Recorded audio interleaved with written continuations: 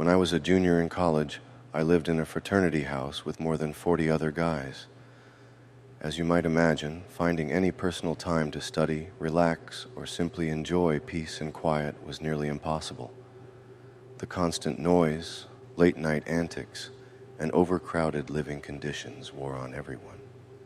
That December, as the semester hurtled toward final exams and the much-anticipated Christmas break, one of my friends suggested we escape for a weekend of relaxation. His family owned a cottage up north, a few hours' drive from campus in Michigan, and he promised it would be the perfect place to unwind. The idea of getting away, even for just a couple of nights, sounded like heaven. The thought of a cozy cabin, far removed from the chaos of fraternity life, felt like the reprieve we all desperately needed. We loaded up the car one snowy afternoon and began our journey north. The drive itself was beautiful. Snow fell in soft, lazy flakes, blanketing the trees and fields in a pristine white. My friend chatted excitedly about the cottage, painting a picture of a quaint retreat nestled in the woods beside a frozen lake. As we pulled up the long driveway, the scene unfolded just as he'd described. It was like stepping into a Thomas Kinkade painting. The cottage's exterior lights reflected off the freshly fallen snow. The tall evergreens stood like silent sentinels, and the frozen lake glimmered faintly in the distance. The property had a history, as my friend explained. His family had bought the cottage a few years earlier from an elderly couple who had passed away. The couple had lived there for decades, and while the house had always intrigued his family, there were whispers among the locals that the place was haunted. Something about the way it sat back from the lake, hidden in shadows, lent it an eerie quality. But my friend brushed off those rumors. "Just old stories," he said with a laugh. We trudged through the snow, laughing and joking as we carried in bags of groceries. Inside, the cottage was everything we had hoped for: warm, inviting, and steeped in the charm of a bygone era. It felt like stepping into a grandparent's house, with worn but comfortable furniture, a crackling fireplace, and shelves filled with mismatched knickknacks. We wasted no time settling in. I took charge of dinner, marinating steaks and preparing shrimp. For college students accustomed to living on instant ramen and macaroni and cheese, the freezer stocked with quality meats felt like an unexpected jackpot. The fire roared in the hearth, and the soft hum of a local radio station filled the air. Outside, snow continued to fall, adding to the picturesque serenity. We were in high spirits, relishing the rare luxury of good food, good company, and a cozy refuge far from the stress of exams. To set the scene, the cottage sat about 50 yards from the lake on a slight hill. The nearest neighbor was over half a mile away, and the driveway stretched 300 yards from the main road. Surrounded by dense woods and fresh snow, we were completely isolated. The snowfall had left a thick, unbroken layer of snow around the house, and the exterior lights illuminated the pristine blanket.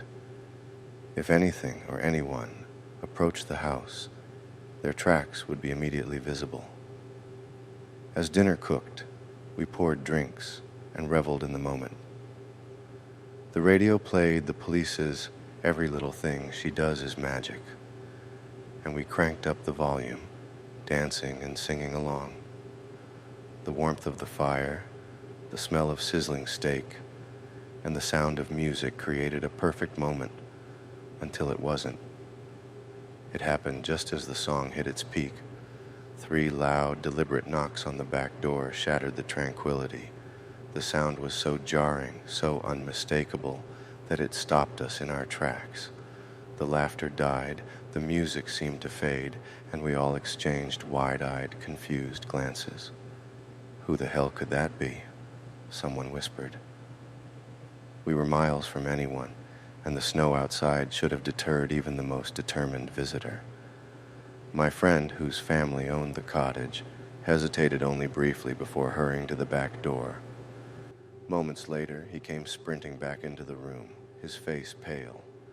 "Someone's in the house," he choked out. His words sent a wave of icy fear through me.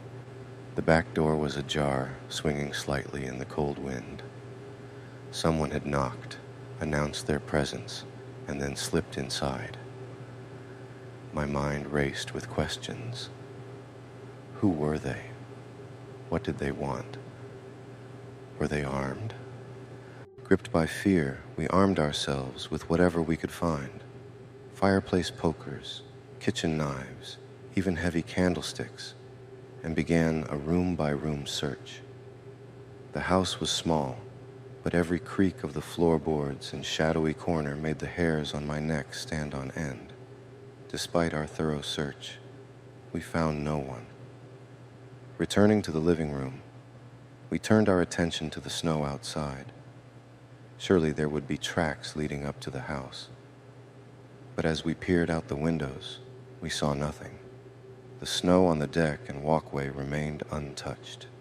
There were no footprints, no signs of anyone or anything approaching the house. We stood there, dumbfounded. The knocks had been real. They were loud enough to startle us all. And yet, there was no evidence of an intruder. The only explanation that seemed to fit was one we didn't want to accept. Whatever had knocked on that door wasn't human. The rest of the evening passed in uneasy silence. The meal, once so highly anticipated, was eaten in subdued bites. None of us wanted to be alone, so we all crammed into the master bedroom, dragging blankets and pillows with us. The fire in the living room died down, but none of us dared venture out to stoke it. The thought of disturbing whatever or whoever lurked in the shadows was too terrifying. When morning finally arrived, the fear that had gripped us the night before began to wane, but it didn't disappear entirely. We packed our things quickly, eager to leave the cottage and its eerie presence behind. As we loaded up the car, we glanced back at the snow surrounding the house.